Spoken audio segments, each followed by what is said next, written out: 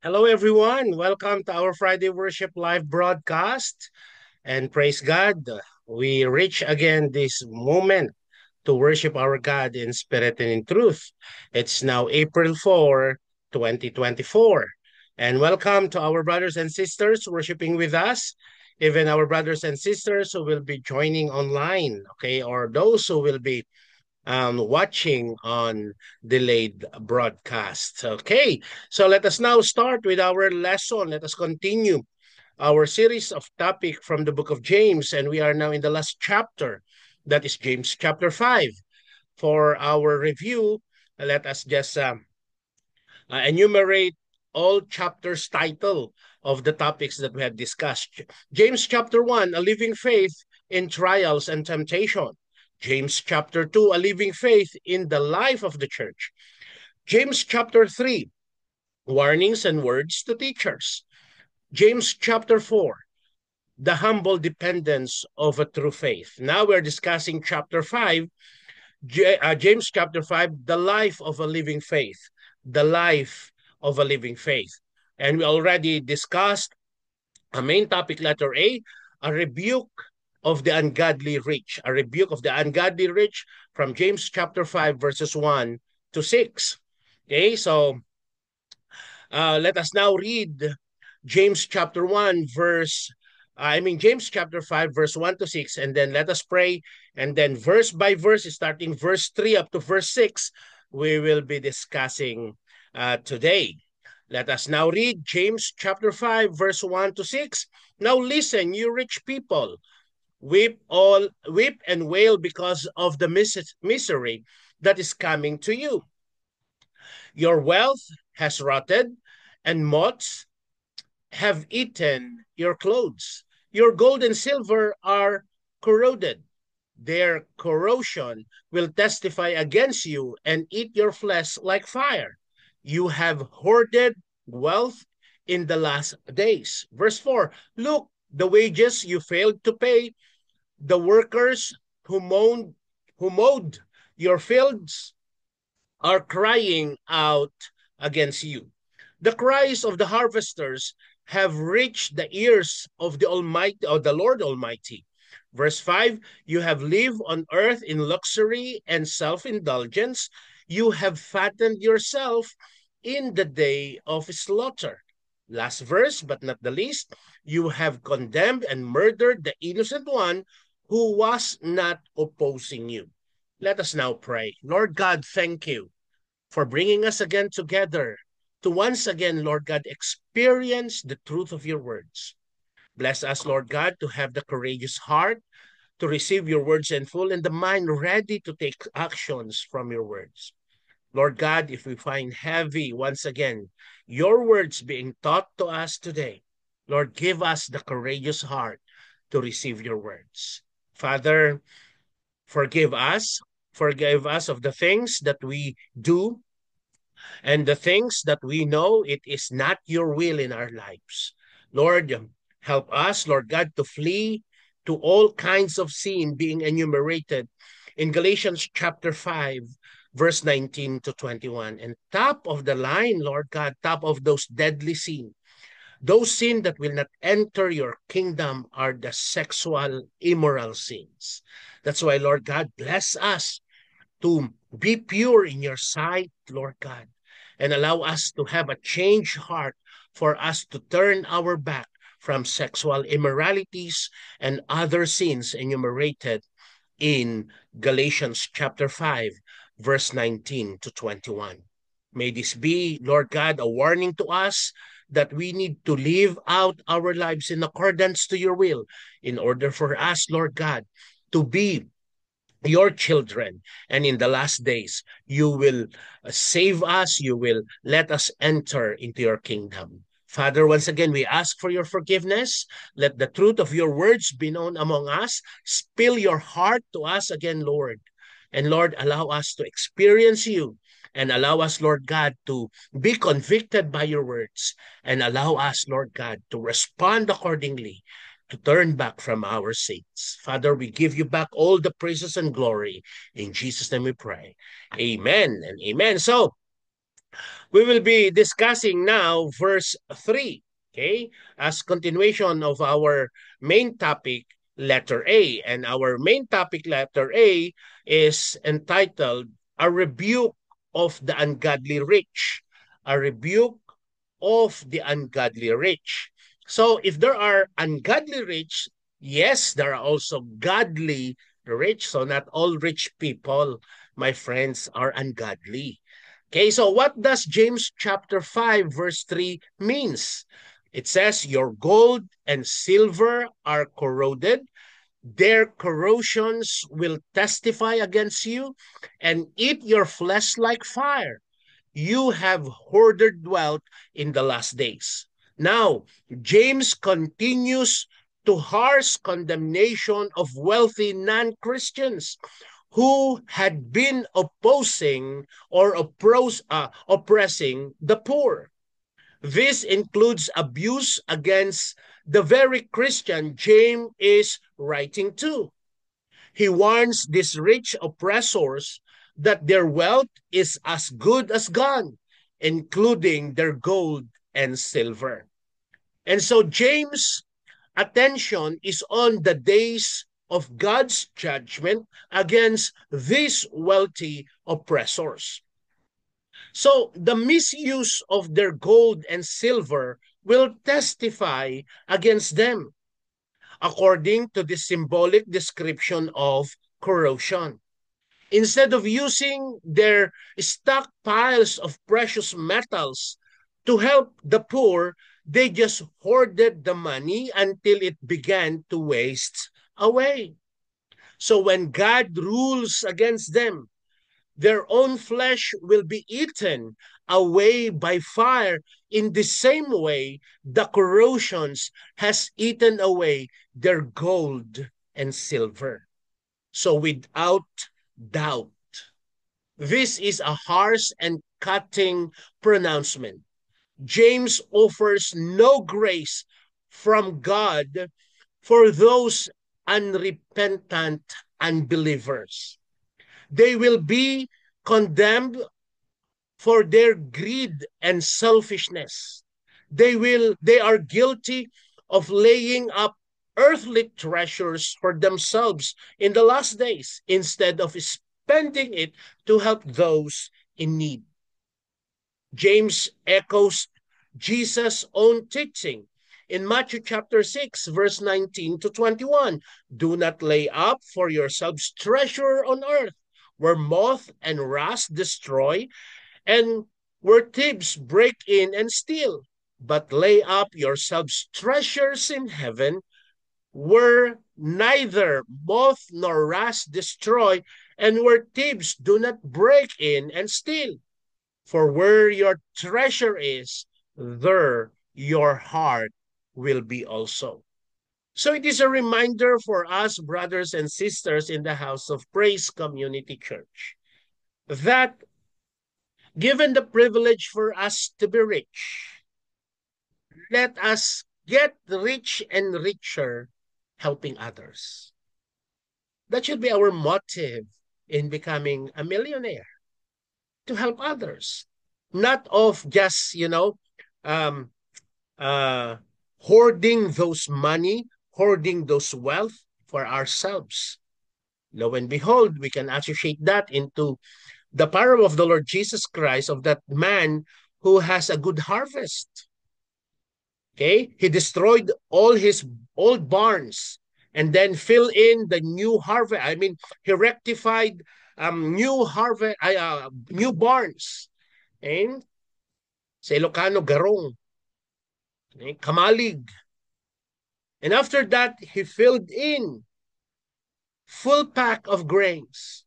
And then he said to himself, because of this plenty harvest, all the things that I need to do is to drink and be merry. But then God says, you fool, tonight you die. That wealth becomes nothing.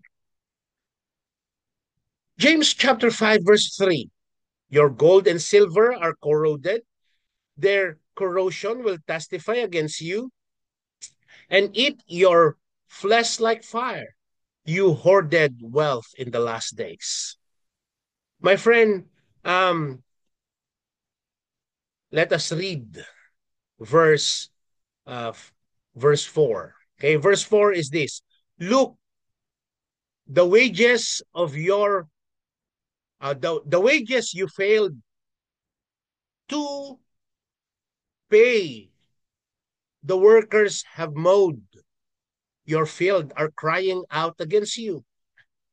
The cry of the harvester have reached the ears of the Almighty God.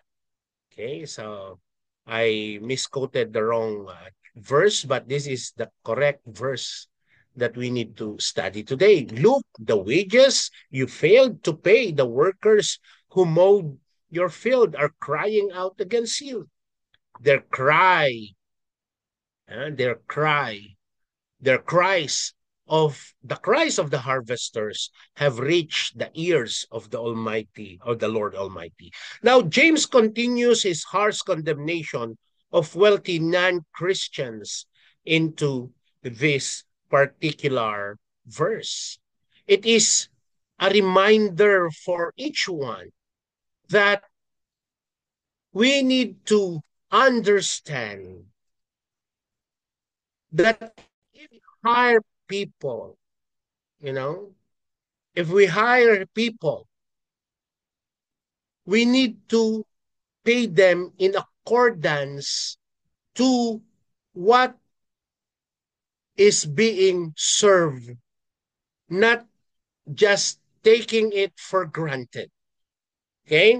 There are rich people, you know, they are they are they are just hiring someone, and then at the end of the day they are not paying them. This is not new to us, especially in the Kingdom of Bahrain. There are employers, they are allowing their workers, their laborers, okay, the hardworking people to just work, work, work, work. But at the end of the day, they are not being paid. So James continues his criticism. Sorry. James continues his criticism of wealthy landowners who had been oppressing the poor, including James' Christian readers. He had written of a coming judgment in which they would be condemned. They would be punished for hoarding wealth while so many suffered in great need. James phrased much of this as it is, as if it had already happened, which is a common technique seen in the Old Testament. So, in this particular segment of the verse, James chapter 5, verse 4, James charged this abusive rich man not just with neglect and selfishness, but with outright fraud. This wealthy businessman cheated their own employees out of the wages they had earned working in the fields. In our context, in our companies. In the Old Testament law, employers were commanded to pay their laborers at the end of the day of the work day. So at the end of the day, arawan, okay, daily wages. They have to pay because workers needed the money and they might cry out to the Lord if cheated by their employer. That is also written in Deuteronomy chapter 24, verse 15. You shall give him his wages on the same day before the sun set, for he is poor and counts on it, lest the cry against you to the Lord and you be guilty of sin. So the landowner should be sure of this. Those, those voices have reached the Lord of hosts. So James described the unpaid money itself as crying out against the oppressive landowners, along with the voices of the workers. So the name of the Lord of hosts is one often used throughout Scripture in association of God's judgment. The Lord commands powerful armies, and he is coming for you, James is saying.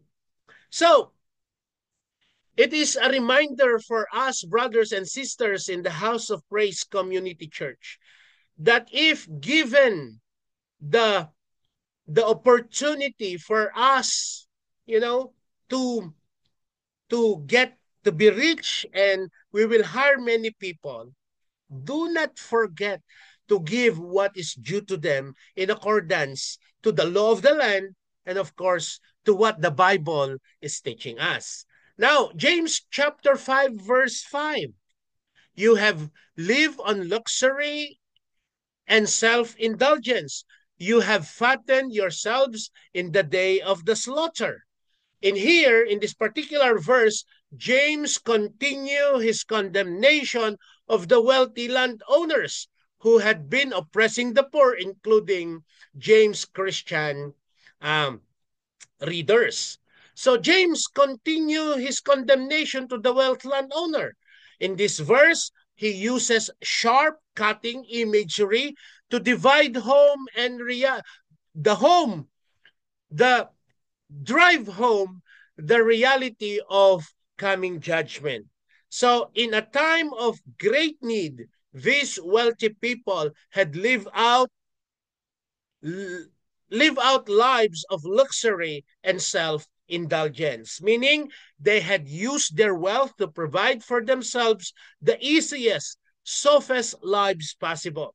In doing so, they had fattened themselves and their heart for the day of slaughter. Now, they had done this while not only ignoring the plight of others. In James chapter 5, verse 3, your gold and your silver are corroded. Their corrosion will testify against you and eat your flesh like fire. You have hoarded wealth in the last days. But while abusing them in order to become even richer, in verse 4, the Lord says, or James says, look, the wages you failed to pay, the workers who mowed your fields are crying out against you.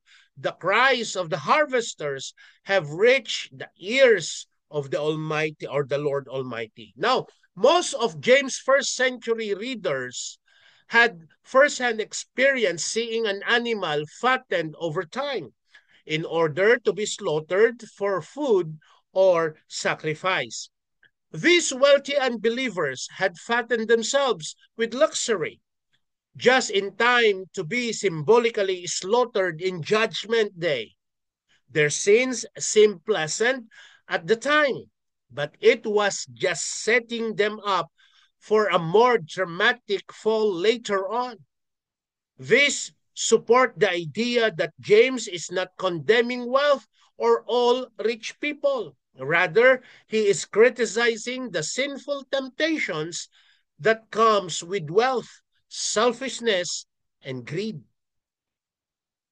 We are guilty sometimes of this, that even though we are not rich, but sometimes you are guilty of selfishness and greediness. Many people failed this test of life. Even brothers and sisters by blood, instead of taking care of each other, being concerned to one another, sometimes one brother or one sister becomes so great and he wants all the inheritance to be his. James chapter 5 verse 6, you have condemned and murdered the innocent one who was not opposing you. James offered his final charge against the wealthy oppressors he has been condemning: murder. Not only they are guilty of hoarding wealth while others suffered in poverty, of cheating their workers out of hard-earned wages, and of living in self-indulgence, luxury. They had literally caused an innocent or righteous man to die. Wealthy landowners had great power in the court system of the day, in that particular day and time. Unfortunately, then as now, court system can be a rigged or rigid game. The wealthy can drag poor people into court on charges, legitimate or not.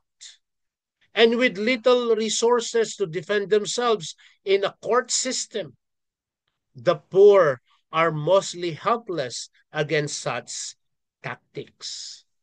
And so in James' era in particular, a poor man who was sued would usually lose what little they had left.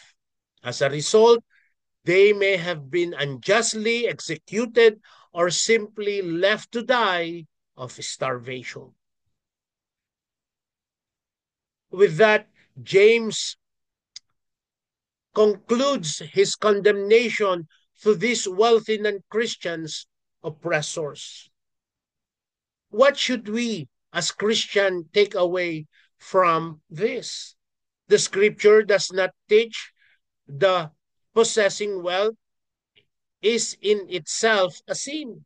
Obviously, not all wealthy people oppress others, and many Christians in the world today possess great riches.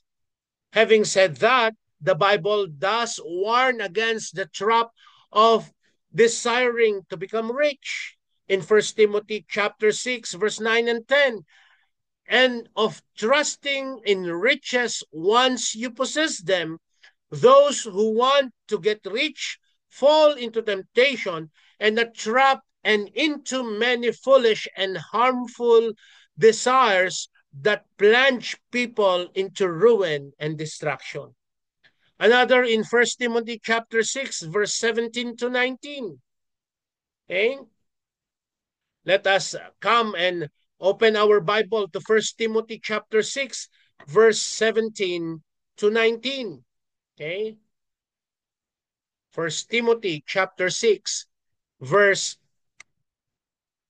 17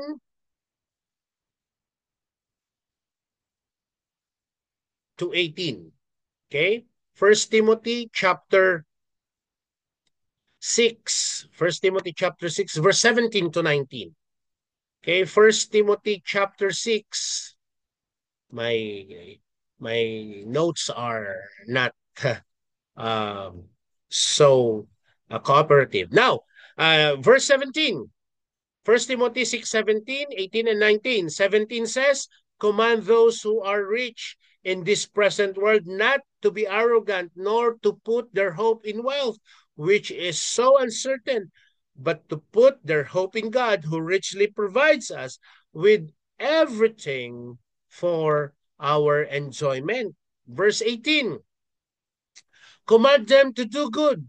To be rich is good deeds, and to be generous and willing to share. And verse 19, in this way, they will lay up treasure for themselves as a firm foundation for the coming age, so that they may take hold of the life that is truly life. Okay? So, the Bible is not teaching that to be rich is sin, but riches should be for the enjoyment that gives glory to our God. Brothers and sisters in the House of Praise Community Church, everybody wants to get rich, but let us not shortcut our way going to riches, to richness. No. As we go process after process, let our heart, you know, be a contrite heart in following the ways of the Lord. Brothers and sisters, I know everybody wants to get rich. It's not bad. But as we deal with these verses in James chapter 5, it should be a guidelines for us. When we get rich, let us be the righteous employer. Let us not repeat those pains in our hearts, disappointments in our hearts that our earthly employers are giving us. Do not repeat those when we become rich. Let us be a blessing to our employees and show them the difference of being you know an employer with Christ against those employers that we have nowadays. So, brothers and sisters in the House of Praise Community Church, let's continue to cling on to the truth and guidelines of what the Bible is telling us on how are we going to live out our lives. Let us continue our topic next week. Our topic next week will be main topic letter B, a call for patience, endurance in light of the coming judgment in James chapter 5, verse 7 to 12. James chapter 5, verse 7 to 12. Let us now come to the Lord in prayer. Gracious Lord, Heavenly Father, thank you for reminding us that indeed there are people who are using their wealth to oppress others and even sometimes to put them in bad shape and kill them. Father, as we continue to glorify you and worship you, Lord God, to grow from your words, instill in us your truth and let your truth grow in our hearts, especially, Lord God, in clinging on unto the truth of what the Bible is telling us, to shun from any kind of oppressive act, especially putting ourselves into jeopardy going or towards hell. Father, let us grow in your love. Let us grow in your peace. We bring back to you, O Lord, all the praises and glory. In Jesus' name we pray. And all God's people say, Amen and amen. Once again, brothers and sisters in the house of praise, we'll see each other next week. And let us now declare, to God be the glory. Amen and amen. Hallelujah.